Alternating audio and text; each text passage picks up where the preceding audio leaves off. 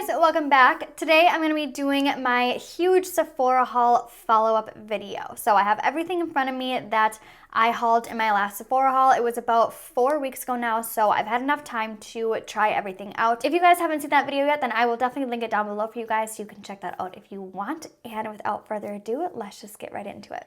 So I'm going to try and go in the exact order that I went in my Sephora haul. So we'll be starting with skincare. I have about 7 things here. So if you guys want to skip forward to the makeup part, then I will leave a timestamp below for you guys, just in case you guys aren't interested about the skincare stuff. So the first thing I talked about was the Glamglow Glitter Mask. Now this one is the same formula as the Glamglow Gravity Mud Treatment. I also hauled this one, so I'm just going to talk about these two as a pair, but I really do like these. I was worried about the glitter in this mask getting all over the place and kind of being uncomfortable because there are some bigger chunks in here, but none of that happened actually. It all clumped together really nicely, and since it is a peel-off mask, it goes on pretty thick and gooey. So as long as you put a thick enough layer on, it will all come off in one sheet, so there's no glitter left over on your skin, if that makes sense. But I really do love these. You guys know I already love this. I talk about this one all the time, and I use it almost every day. It's supposed to be a firming treatment, but I don't really know if it actually does firm my skin. I'm not gonna say that when I take it off, I notice that my skin is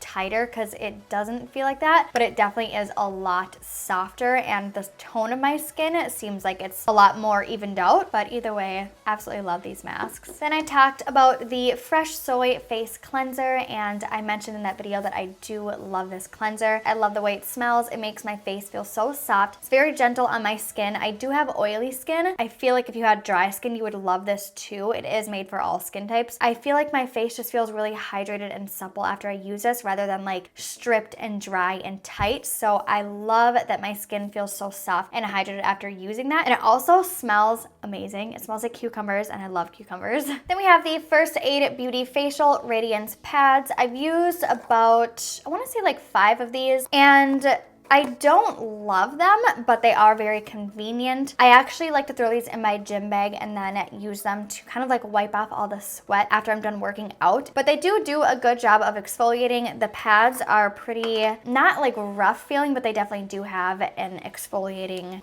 feel to them. And it also does make my face feel a little bit sticky right after I use them, but that feeling goes away within a few minutes. But I don't think that they've changed my skin at all. I don't think they've made a huge difference. Maybe if I use them every day, I would notice something, but just from using them a few times, I haven't noticed a big difference. So I don't think they're a necessity, but they definitely are convenient, which is nice. Okay, then we have the Sunday Riley Martian Mattifying Melting Gel Toner. This is a really cool product because it starts off as a gel and then it melts into the skin and turns to a water toner. So it's a really cool product. I cannot stand the smell of it though. It smells so bad. It's I don't even know how to explain the smell, but it just smells so funny, pea and lemons, or I don't know. If you can get past the smell, I think you would like this if you had oily skin. It is a little bit drying on the skin. My skin definitely feels a little bit tight after I put it on, but again, I use a moisturizer after I tone anyway, so it's not too big of a deal to me. I don't like to use this at night. When I like to use it is in the daytime when I actually need my oil controlled, since it is a mattifying toner. It's great to use under your makeup because it's very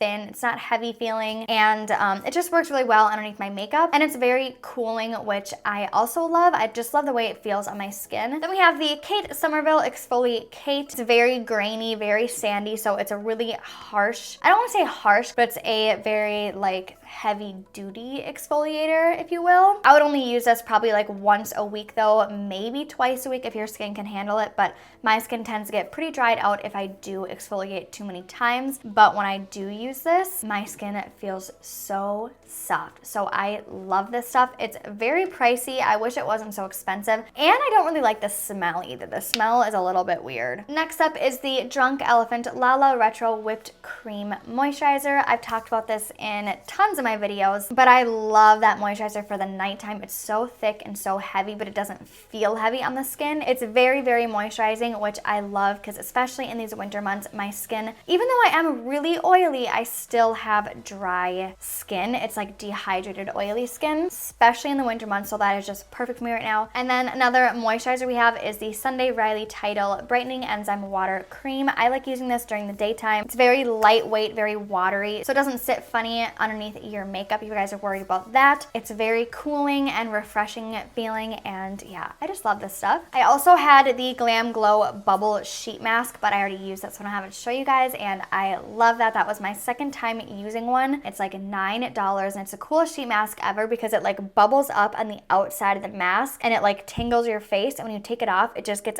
all the stuff out of your pores. I love it. It's a little pricey for a sheet mask, but it is Glamglow, and Glamglow is a very luxury skincare brand, so I don't mind spending that much on it, especially because it's so cool. Okay, so the first thing for makeup are the Tarte Chrome Shadow Pots, I think they're called. I have the shades Pot of Gold and Top Yacht. I showed you guys in my Sephora haul how crumbly these were, and I asked you guys if that's how yours were, and I have never had so many mixed comments on this. I literally was so confused because literally exactly 50% of you said that they're supposed to be really crumbly and really dry, and then the other half was like arguing with everyone and saying that it's supposed to be solid and like hard. So I still don't know what it's supposed to be, but I'm assuming it's supposed to be a little crumbly because on the website they look crumbly. I still don't like it when they're crumbly, so I just take my finger and I press it down really hard, so it's kind of like a gel almost. But these things are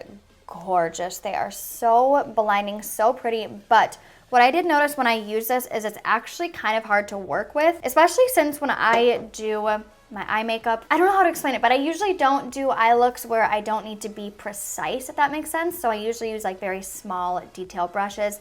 I never use my fingers, and you kind of have to use your fingers with these. But I notice that when I do pack it down, if I get my brush wet and then I pack it on the brush that way, then I can be precise with it. But other than that, you kind of have to use your finger. So that's my only like con about it. Otherwise, I think they are beautiful, and I actually bought 2 more shades. Even though I did think they were a little bit difficult to work with, I still thought they were so pretty and I couldn't help myself. Then we have all of the Stila, I think they're called Shimmer and Glows. I have the Eye for Elegance kit, and then I have 3 full-size ones of the Shimmer and Glows. So you guys saw in my Sephora haul that this shade Freedom didn't have an applicator on it, so I had to go and exchange it, and I finally got it. It's such a pretty bright blue. I also didn't use Cloud yet. I'll swatch it for you guys though. This is a really pretty like grayish, really cool tone lavender shade that's very different, and I just love it. This is a shade Starlight. I've used this one quite a bit actually. It's just a really pretty like champagne color. What I noticed when I use these was you kind of have to go over it. I had to go over it twice actually, just because they're not as like thick and opaque as the glitters are, just to make it a little bit more like blinding how I like it. So we have Peachy Sheen, which I really liked, but I noticed wasn't as pigmented as some of the glitters, so it's super pretty obviously, but you can see through it kind of. But I still think it's gorgeous, and it looked really pretty on the lids. I didn't use Grace, but I did use Kitten. Kitten is a lot like Starlight, but a little bit lighter, and I love this one too. Next to Note and then Twig. I didn't really care for these, so I was trying to do like a cut crease with this one Next to Note, but since it's such a dark like glitter, it just didn't really look good with the eye look that I was doing. You kind of have to use like black almost in order to even do like a cut crease with this, because it just kind of like blends into any other shade that you're using. And then this shade Twig, it just did not look good on me at all. It's too dark, and it just didn't look good on me. It kind of like made me look dead almost, so yeah, I don't really care for that, but all the other ones I did enjoy. Then we have the Too Faced Pure Gold Glitter. I used this one time and I'm not blown away by it, honestly. I feel like it's the same as using like a shimmery eyeshadow. So I don't know, it was like $17. I honestly wouldn't waste your money on it, just because $17 is a lot for a glitter that just looks like an eyeshadow. Okay, now I have foundations, and I hauled 4 or 5 foundations I think, but I'm only gonna talk about 2 because these are the 2 that I've already spoken about, and the other 2 I haven't. I'm saving them for review, so I don't want to talk about them yet because I haven't tried them yet, obviously. But the first one is the Laura Mercier Flawless Fusion. Oh my gosh, I cannot talk right now.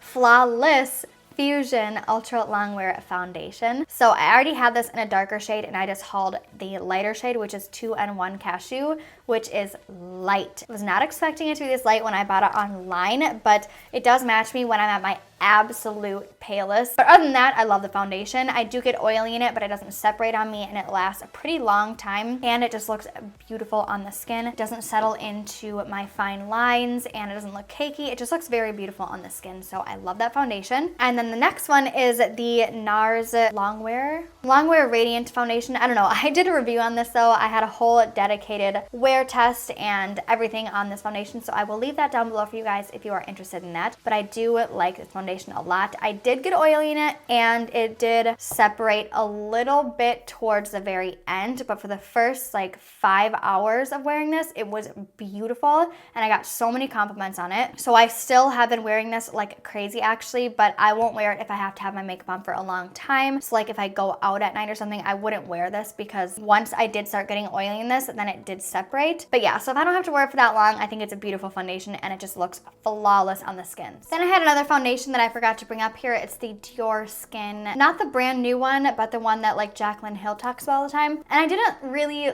like that foundation. I tried it a few times and the first time I tried it was in my full face of first impressions video, and I just feel like it like kind of aged my skin. It was just kind of enhancing a lot of the texture on my cheeks and bringing out my pores a lot. Also settled in my fine lines, which I don't love. Yeah, I just didn't really like it. I think my main concern with that is that it just made me look a little bit aged. So sadly, I don't really like that foundation. And then I got two concealers. I got the Urban Decay Naked Skin Concealer, which you guys know I love. I use it all the time. I also got the new Urban Decay All Nighter Waterproof Concealer. I do not like this. So I tried it again for the first time in that full face of first impressions video. And you guys saw how frustrated I got in that video. I actually ended up taking off all of my makeup mid-video and starting completely over because of that concealer. I've tried it multiple times after that video and I still don't like it. It dries way too fast. I literally cannot work with it. It's impossible to blend out before it dries. It made my under eyes look horrid. Like my under eyes literally looked so dry and flaky and crusty. It just, ugh, it was not a good look on me. So not a fan of that concealer. I don't know if maybe I got like a bad one because I haven't seen anybody else talking about how dry it is and how fast it dries. I do like the foundation, the All Nighter foundation, but this concealer is... Okay, now moving on to eyeshadow palettes. So I got the Huda, I never know how to say it, Mauve Obsessions palette. I really like this thing. I think it's so cute. I originally wasn't gonna get it. I actually put it in my anti-haul video and then you guys convinced me to buy it. So I've used this a few times now and I love these two shades right here. These are my favorite shades. They're so, so pretty. I also really like this light pink shade right here. It's a really nice transition shade. I did have a little bit of trouble with this eyeshadow right here. It was kind of... It wasn't really like patchy, but it was just a little bit more difficult to blend out. I didn't have any other problems with any other shades in this palette though. Yeah, I really do like this palette. I think it's super cute and I love the berry tones. And then I have the Violet Voss #Pro palette. I again used this one in my full face of first impressions and I loved it, but I did show that I was having a little bit of trouble with TBT. It was a little bit patchy on one of my eyes and it was kind of just giving me some issues when I was trying to blend it out. And what I found out, and I just realized this like a week ago, the way that I was priming my eyelids, so my whole, like as long as I've been doing makeup from the start, I've been using MAC Soft Ochre Paint Pot. And for some reason, I just wanted to try something different. And so for a couple weeks there, I switched up my eye primer and I started using Tarte Shape Tape. I've realized that when I use Tarte Shape Tape to prime my lids, it makes my eyeshadows patchy. And I never realized because I literally was using it for like a few weeks there. I honestly was having so much trouble with a lot of my eyeshadows and I was like,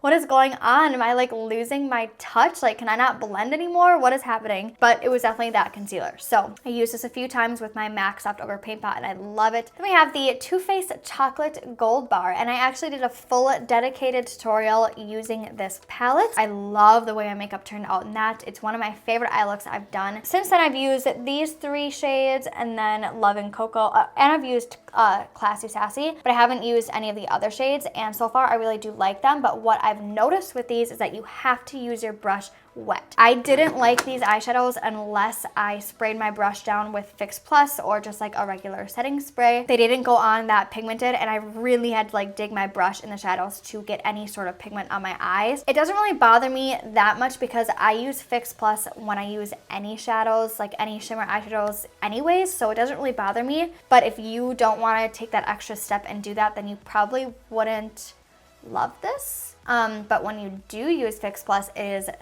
stunning. These shades are so blinding. First of all, I love that they have a black and a white and then a perfect transition shade, but this shade right here, I just wish it was a little bit darker. It looks kind of dark in the palette, but when it goes on, it's not that dark and it's not enough to like deepen up an eye look. It's more of just a kind of like a transition color. So I do wish that that shade was a little bit darker, but other than that, I do like that palette so far. I also hauled the Too Faced white chocolate bar, and I already gave that away. I didn't like it. It did nothing special for me. It was just kind of boring. There was like 3 shimmer shades in it and they all looked the same. And I don't know, it was just kind of like boring to me. So I gave it to my mom. She loves it.